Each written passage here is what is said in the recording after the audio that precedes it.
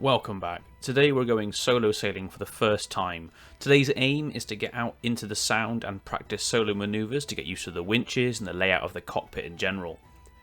Since I've only been out on modern boats with self-tailing winches and a steering wheel, it feels almost a little bit alien here with the tiller, which of course means I'll be trying to get the grips with using the auto tiller as well. So let's slip lines and head out into the Sound.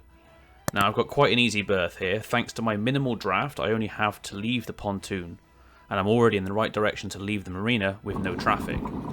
So as we head around the marina entrance and out into the catwater, we've got no big tankers to worry about at the moment, and traffic is minimal. I'm using my engine all the way. Some do sail down this bit, but I'm using the engine to be safer. I've got a sail training vessel in front of me that's currently putting its sails up, and a large motor vessel coming in, so I've slowed down as this is all happening where the channel narrows between these two port and starboard markers. Once the largest vessel has gone by, I continue heading out to the Sound, whilst keeping clear of the training vessel as I'm going faster on the engine than they are with the sails. So first we're just going to practice using the tiller. I've not used a tiller steer since I used a dinghy. I need to make sure I'm aware or I'm confident with forward, reverse, all that kind of stuff. What I've just discovered is if my tiller goes full way to the port side, I get no steerage. None at all. I'm full over and tick over, and I appear to be, well, either stopped or turned the other way. Whereas if I bring it, say, a 45, there we go, we're starting to move, albeit very slowly. But if I go the other way, I have so much more steerage when turning to starboard than I do when turning to port.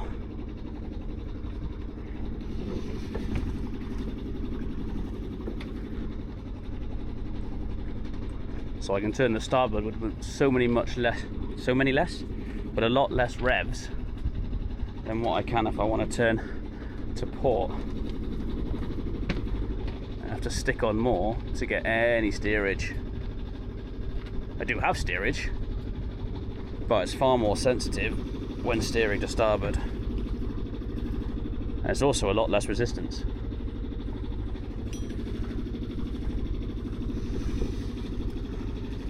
Problem is, that's also quite fast.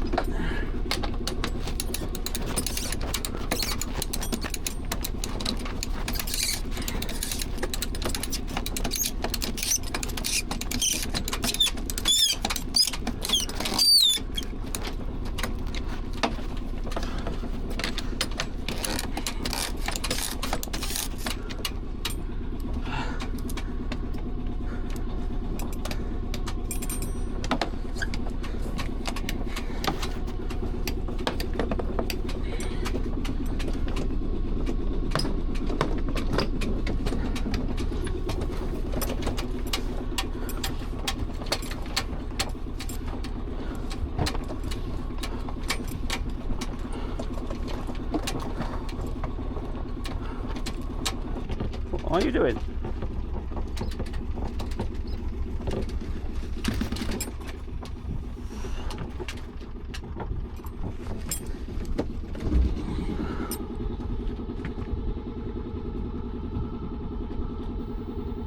Now it's time to get to grip with the autotiller. For this part I'm motor sailing, as I want to be able to learn how the Autohelm works and reacts, but also I want to be able to correct it quickly if needed. So I'll use the engine and not rely on the wind until I'm comfortable to do so. And as you can see, it took a while for me to understand how best to use the autotiller. As to begin with, we just start tacking for no reason. Multiple times.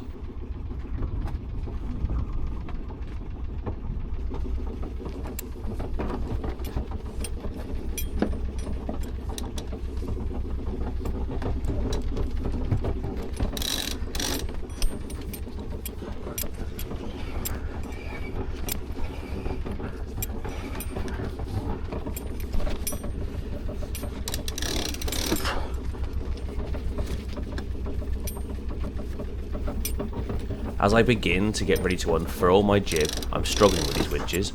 They seem to keep pinching my lines and causing them to wrap around, so it takes me a few times to find a knack to doing them. And then as I unfurl it, and it keeps unfurling, I begin to realise it's a genoa and not a jib, so I've got more sail than I bargained for. Something else to sort out later with reefing marks on the furler line.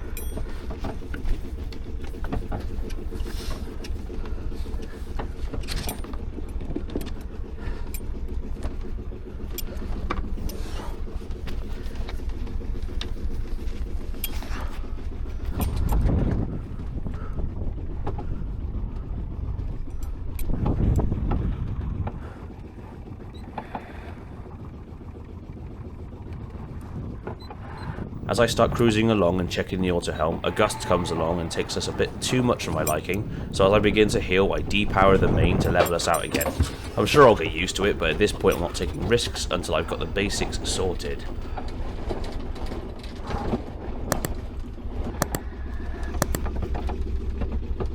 And the Autohelm's tapped again.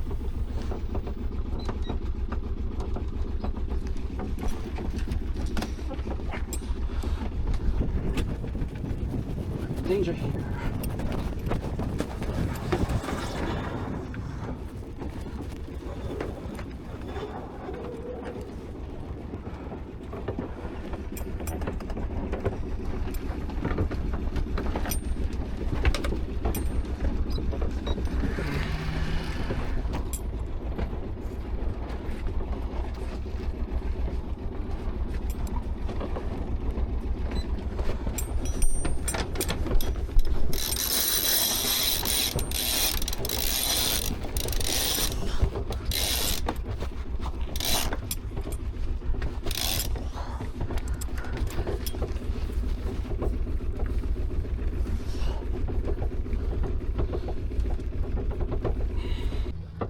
So I've brave turned the engine off. Now we are fully under sail. Admittedly, we're not going that fast, but that's fine. We're just testing stuff out. Sails look good. Or at least I think they do. Autotiller seems to have sorted its life out, so now that's working at the moment. Just thought I'd test it whilst it's nice and calm. And yeah, just currently tacking across the sound. See where we go in a minute. Alright, well we've had quite a bit of practice. We've done quite a few tacks. And we're probably about comfortable now, I think. We're doing 3 knots, so it's not exactly a speed machine. But it's comfortable enough. Oh, we're going up, 3.5, 4 knots. Oh, look at this, we're in the big leagues now. To be honest, I don't think I'm going to get any more than 5 knots out of Santana anyway. We will see. We're healing a little bit already. We've got 10 knots of wind, close hold, going across the sound. And we all seem pretty clear so far. Oh look, that's Drake's Island. Over there in the distance, one of the big princesses coming out by the looks of it, and a few other boats in and out. Thankfully, no naval vessels at the moment for me to try and avoid.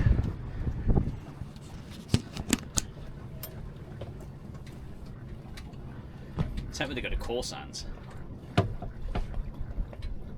The wind's blowing the right way that it would be shelter. It's better than Jenny Cliff.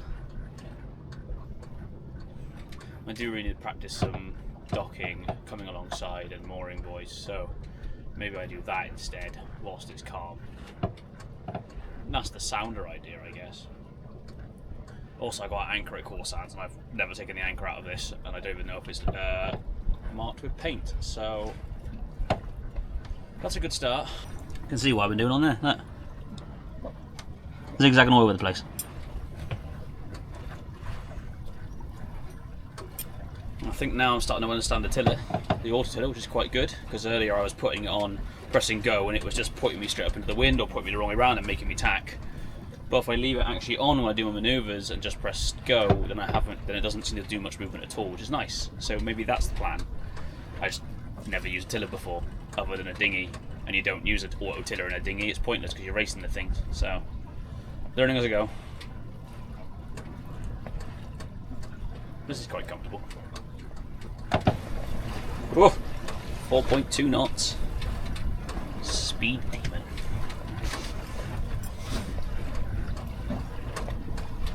I mean, at 4 knots, I'd make Foy in 4 hours? 5 hours? Foy? Maybe we're not quite ready for that yet.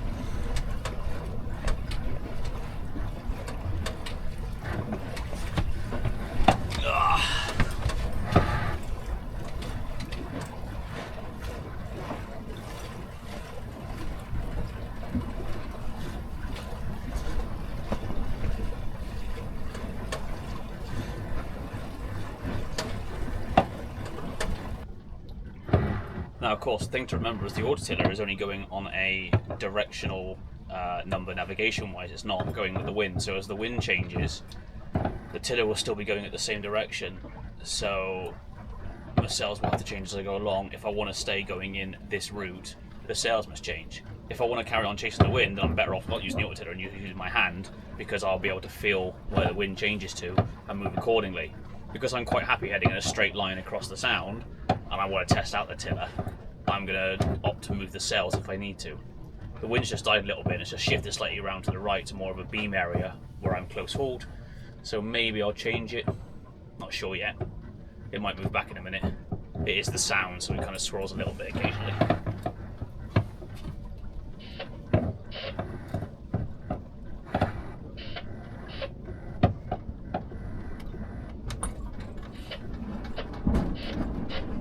Like that.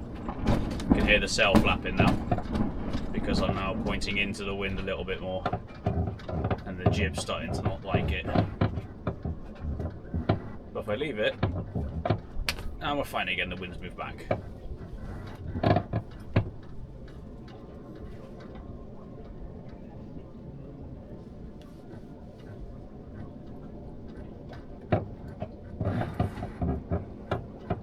You're doing well so far.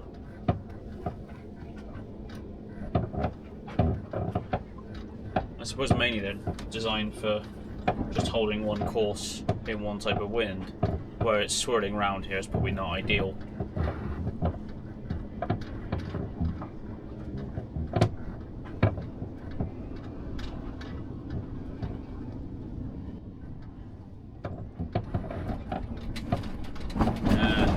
again.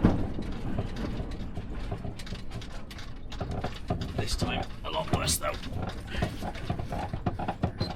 Off you get. No, you've made me tack.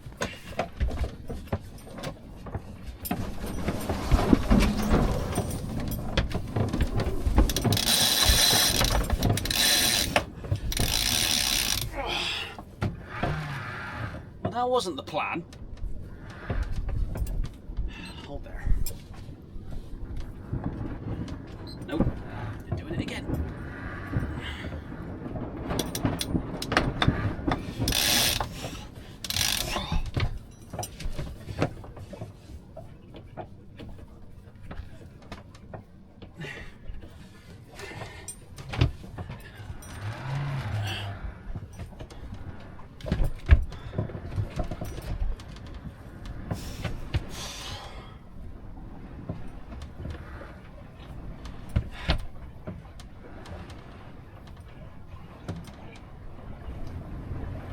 Well, now we're going the other way.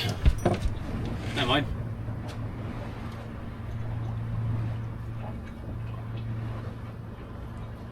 One thing I find is quite good is on this auto tiller, if I can put it on standby and not auto, it makes it really stiff. So I have got to really give it some push to move it, but it's kind of like a halfway where I haven't got to worry too much about always holding on to the tiller because it will stay. But if I do need to move in an emergency, put a body into it, I can. Yeah. You get some weight coming through now, so I've got a speedboat coming. 0.4 knots of wind. Well, that's not ideal.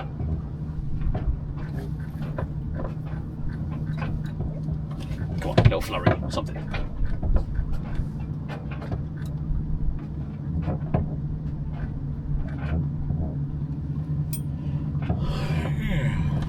Right, so after the wind seems to have disappeared, I thought now was the time to head in and do some mooring practice. So once again, the engine's back on, the sail's tied up, and it was time to head back in.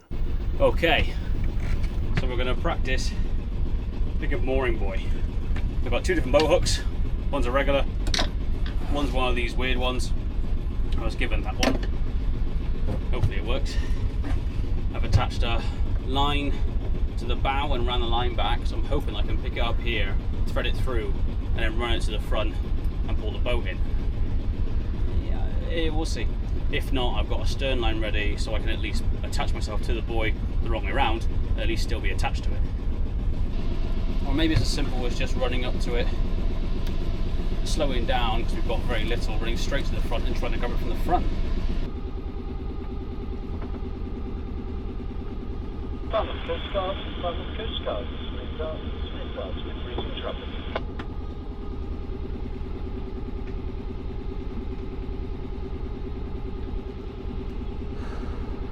So that, this is Falls Coast Guard, Roger, Coast 7, stand by.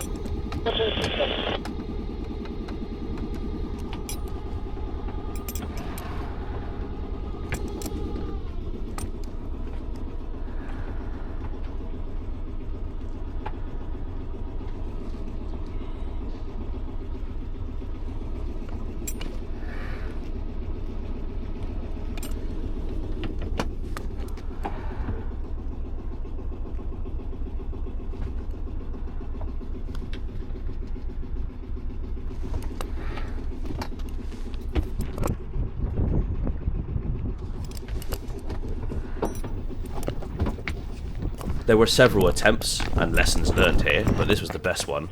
And so I went for the line and found that it was covered in so much weed I couldn't actually pick it up.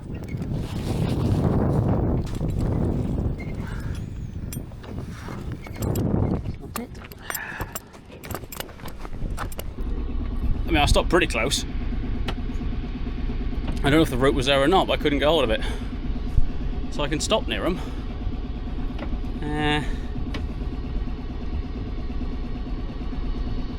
If it wasn't such a busy mooring buoy area, I'd probably keep practicing. As it happens, I might have forgot to press record as I was coming back in from the mooring buoy. So we're going to end today's video there. Thank you very much for taking part and watching. I hope it wasn't too boring for you. And if you like this kind of content, please consider liking the video, commenting below, and subscribe to the channel. Obviously, I'm still learning how to sail solo-handed, so any tips and tricks would be greatly appreciated as I continue on this journey to be able to do solo sailing. Next up, we're going to try some other bits to practice. So, until we see you on the next one, thank you, take care, and we'll see you again. Goodbye.